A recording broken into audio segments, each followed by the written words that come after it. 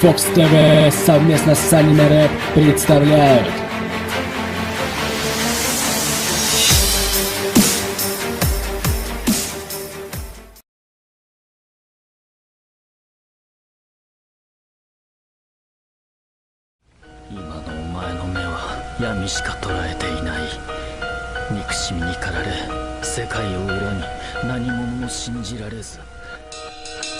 Shoot these motherfuckers straight out of the ground.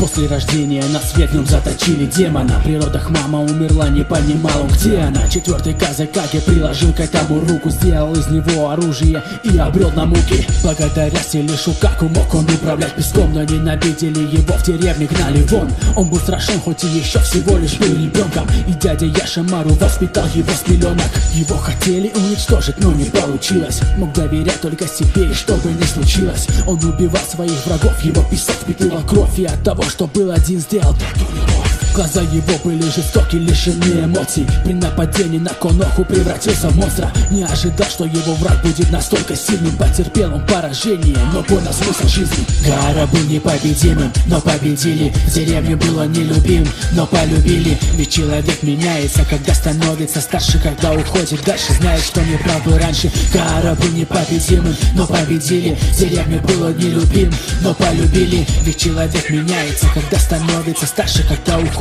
дальше, знает, что не прав был раньше. После общения с Наруто сильно изменился. Нашел того, кто понимал его, и подружился. Через 2 года титул Казакаге получил и делал для своей деревни все, не покладая сил.